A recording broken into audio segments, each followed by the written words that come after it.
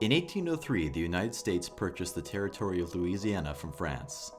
This was a tract of approximately 827,000 square miles extending from the Gulf of Mexico all the way to the present border between the United States and Canada. This territory would one day be divided up into 15 states. But in 1815, the year that Louis William Valentine de Bourgh, a Sulpician priest, became the bishop of the Diocese of Louisiana, it was mostly wilderness territory and home to 40,000 to 50,000 Catholic souls. Bishop de Bourgh was first assigned to the Diocese of Louisiana as apostolic administrator in 1812. While still the bishop-elect, de Bourgh made the decision that he would not accept the appointment as bishop until he had secured priests to serve the many neglected souls of the diocese.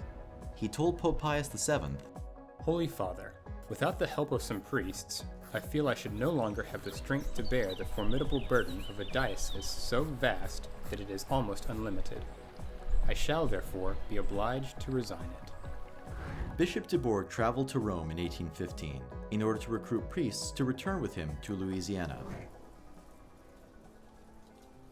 One evening when in Monte Satorio, de Bourgh heard a young Vincentian priest giving a spiritual conference to a group of clerics.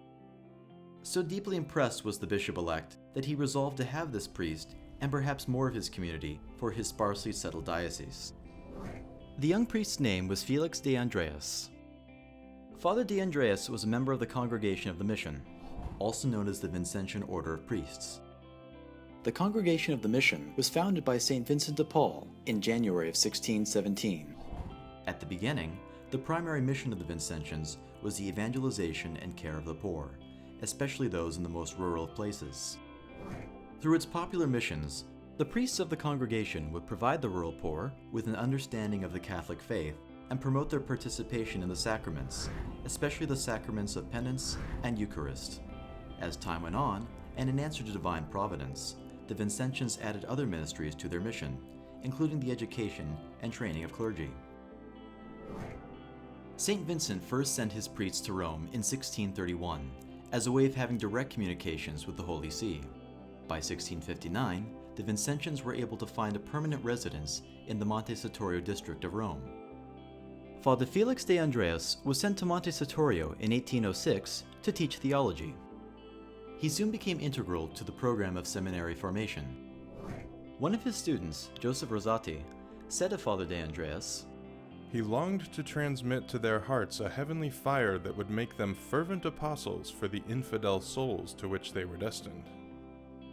It was during one such address to the clergy in the Piazza Colonna that Bishop de Bourgh would first hear him speak.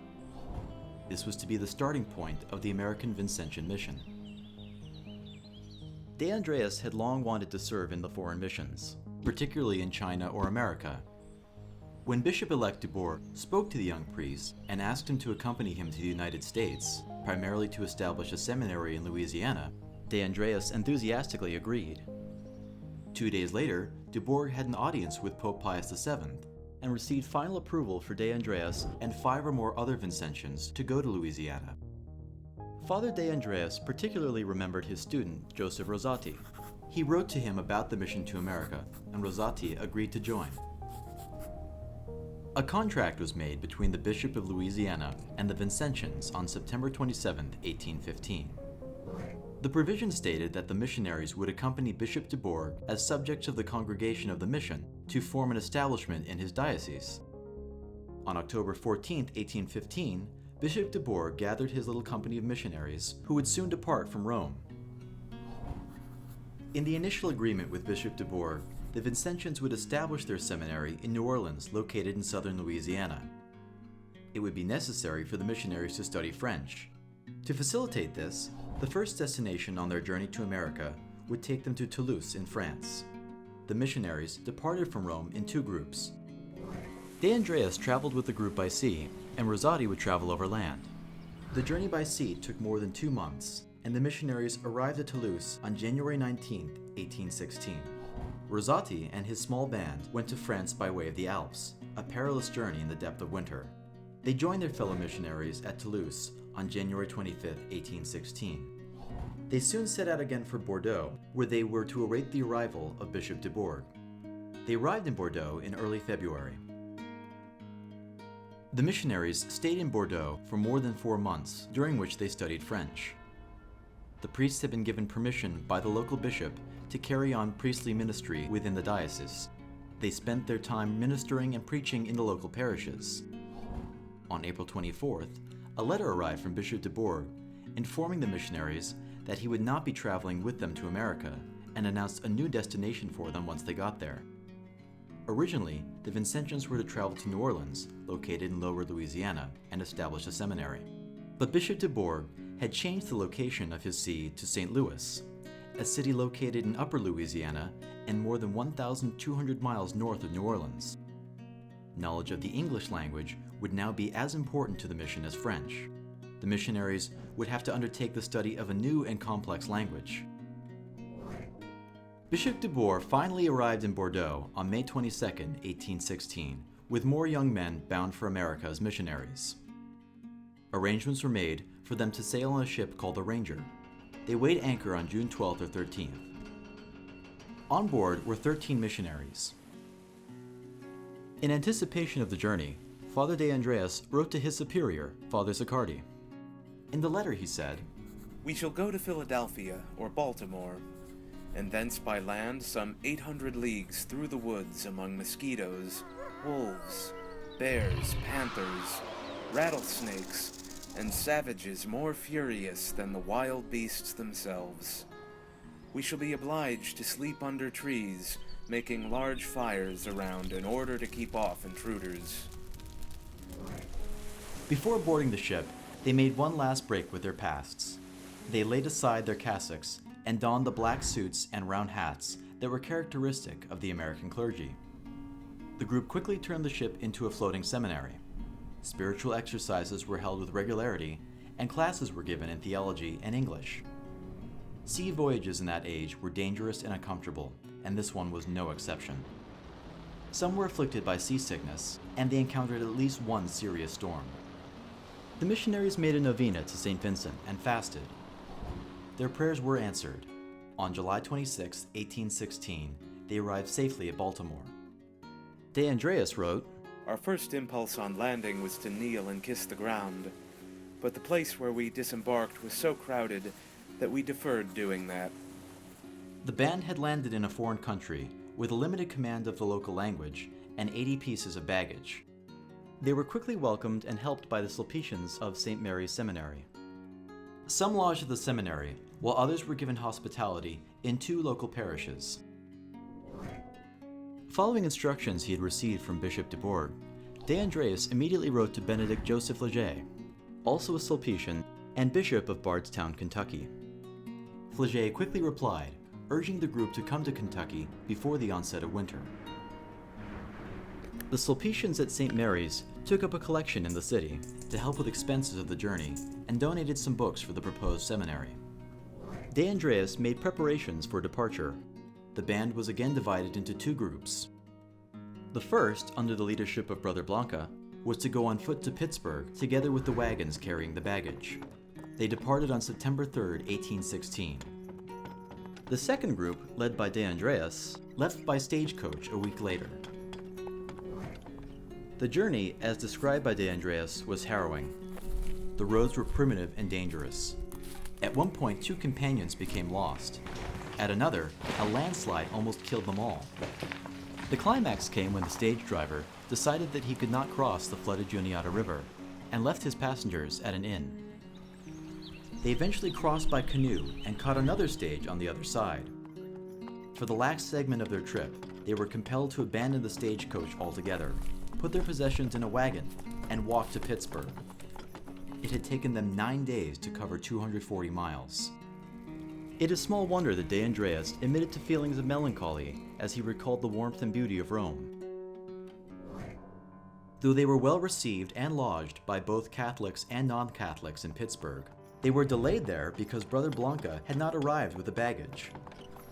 When he did, the Ohio River was too low to permit them to take a flatboat. It was not until October 26, 1816, that the level of the river had risen sufficiently to permit their departure.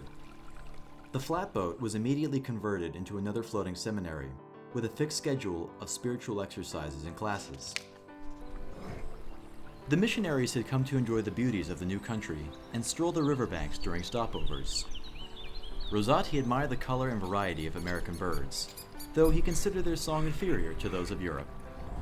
De Andreis, on the other hand, was more concerned with his first sighting of rattlesnakes, which he described in detail in letters to Europe. They reached Louisville on November 19, 1816. Father De Andreis continued on horseback to see Bishop Flaget in Bardstown. He was well acquainted with Louisiana, having been there some years before, since which period he had kept up correspondence with persons resident there. We had a long way to go to reach St. Louis. The winter was rapidly approaching. We ran the risk of being stopped by the ice, besides which we needed some time to study the English language and become more perfectly acquainted with the French. The question now was whether we should go on immediately or stop. The bishop received me with the greatest kindness and convinced me that it would be very imprudent to proceed immediately to St. Louis, where, in the first place, there was nothing prepared to receive us.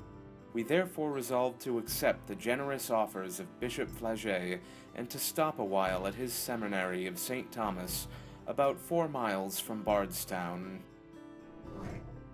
The first Vincentians had arrived in Bardstown, Kentucky.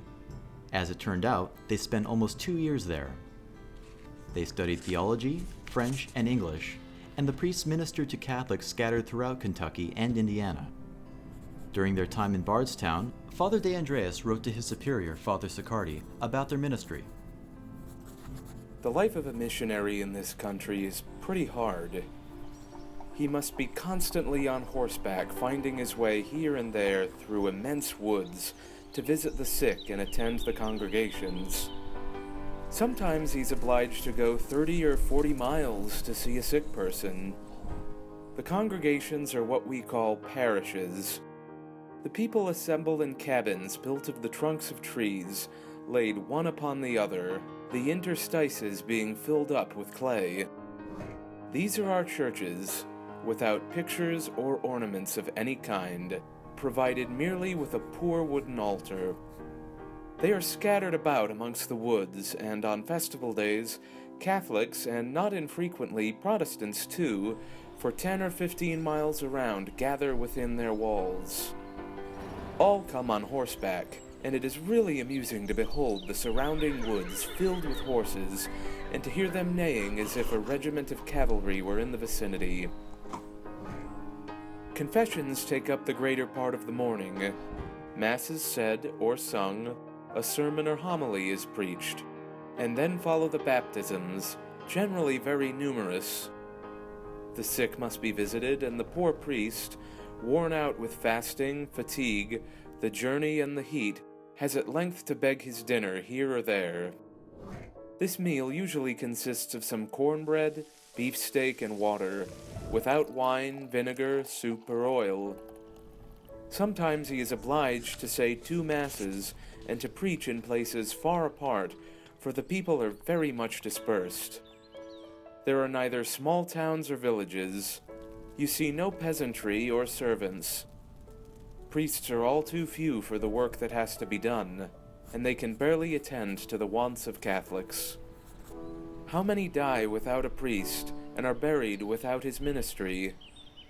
In this immense diocese of Kentucky, Tennessee, and Ohio, there are scarcely 12 priests, including the bishop. Meanwhile, Bishop Dubourg had arrived in Baltimore in September of 1817, with 28 new recruits for the mission. He sent word to Bardstown to ask Fathers De Andreis and Rosati and Bishop Flaget to St. Louis to prepare for his arrival there. They had to travel over 300 miles on horseback, the roads in a most dreadful state so that they had lost their way once or twice and were overtaken by night in the midst of frightful precipices.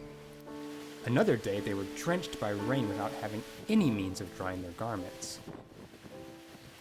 Finally, on another occasion, they had to go without food from morning until night. They arrived in St. Louis on October 17, 1817. At that time, St. Louis was home to 4,000 people. The streets were unpaved. The bishop and the missionaries found the rectory, an old stone building almost in ruins. The nearby parish church was in similar condition. The Catholic community was being attended to only once every 3 weeks by a priest from the other side of the river. Wherever the eye turned, nothing could be seen but poverty and desolation. Bishop Fleget and the missionaries tried to ignite some enthusiasm for Bishop de Bourgh's arrival, almost to no avail. Many of the people were Catholics in name only, and had little interest in the fact that Bishop de Bourgh had chosen St. Louis as the see for the Diocese of Louisiana. Despite their apathy, Bishop Fleget convinced them to repair the church and to provide a suitable home for Bishop de Bourgh. Meanwhile, a delegation of 2 deputies from St. Mary's of the Barrens, a parish situated about 80 miles away, reached St. Louis with a solemn request. They had been sent by their parish priest to ask Bishop Fleget to be their intercessor with Bishop de Bourgh upon his arrival. They had already purchased 640 acres within the bounds of the parish, and now wished to offer it to Bishop de Bourgh as the location for the new seminary. Having made arrangements for Bishop de Bourgh in St. Louis, Bishop Fleget returned with Father Rosati to Bardstown, arriving on November 6, 1817. Father De Andreis, who was in delicate health, stayed at St. Genevieve, Missouri. On December 1st, Bishop de Bourgh arrived in St. Thomas. Bishop de Bourgh was determined to go immediately to his new see city, and in spite of severe weather, he departed on December 12th, accompanied by Bishop Fleget. They arrived in St. Genevieve on December 31st, 1817, where they were joined by Father De Andreis. When de Bourgh and De Andreis arrived in St. Louis on January 6, 1818, another deputation from St. Mary's of the Barrens awaited them to discuss the offer of land. By April of 1818, Bishop de Bourgh had an opportunity to visit the site personally. He was satisfied both with regard to the land and the dispositions of the people. The offer of 640 acres of land was accepted, and it was agreed that the seminary was to be established at the Barren settlement, now Perryville, Missouri. The parishioners also pledged $1,500 to be paid in 5 yearly installments toward the construction of the first house of the congregation of the mission in the United States and the new seminary. Back in St. Louis, Father De Andreis, now Vicar General of the diocese and pastor of the Catholic community of St. Louis, wrote again to his superior, Father Siccardi. I write you this from the very ends of the earth, on the banks of the Mississippi. I am transported beyond myself when I consider the admirable care of divine providence in favor of this mission, and overcome by gratitude on the one hand, and confusion by reason of my unworthiness on the other. This diocese covers an immense extent of country, and the labor that it will require will soon render it expedient to divide it. Cities, towns, and villages are growing up before our eyes with marvelous rapidity. Emigrants are arriving in crowds from all parts of the United States, as well as from Europe. And in a few years, the country will become so flourishing that Europe will no longer excite envy. But his most earnest desire was to be freed of his obligation as Vicar General, so that he might cross to the far side of the Mississippi River to work with the Native Americans. So fascinated was he at the possibility of being a missionary to the native people that he achieved some mastery of the local dialect. With the help of a native interpreter, he translated the Our Father and intended to begin a catechism. Father De Andreis was busy on other fronts as well. On December 3, 1818, he opened the first American novitiate of the Congregation of the Mission in St. Louis. He called the novitiate Gethsemane and considered it the one thing closest to his heart. At about the same time, he began teaching theology in a boys' school founded by Bishop de Bourgh. Construction of the new seminary at St. Mary's proceeded at a slow pace. Nevertheless, on September 15, 1818, 25 priests, brothers, and seminarians left St. Thomas, going by boat to the junction of the Ohio and Mississippi, and from there by land to the Barrens, arriving on October 2nd. Since the buildings were not yet ready for them, they had to lodge with some of the local people.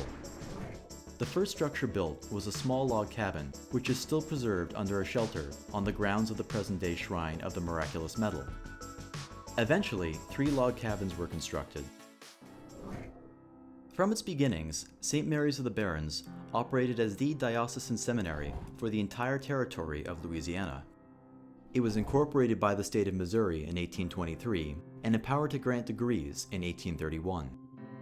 During the 19th century, St. Mary's functioned as a lay college, a Vincentian seminary, diocesan seminary, parish, working farm, and a small academy.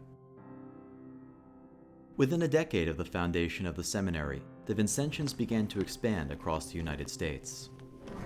Responding to the needs of the church in America, the missionaries continued to establish small local seminaries, secondary schools, and parishes all up and down the Mississippi River Valley. They established a missionary center in Philadelphia in the east, and from there founded seminaries for diocesan clergy. Eventually, the Vincentians would expand their mission in the east to include parts of New England. They established parishes to meet the needs of the thousands of European immigrant Catholics, and they continued to preach their missions in both large cities and rural communities. Shortly after California achieved statehood, the missionaries moved west to Monterey and Los Angeles, and from there they expanded, going wherever there was need. Despite the differing challenges that they have faced in the 200 years since they first arrived in the United States, the Vincentians continue to be committed to preach the gospel to the poor, living out their vocation as true sons of St. Vincent de Paul.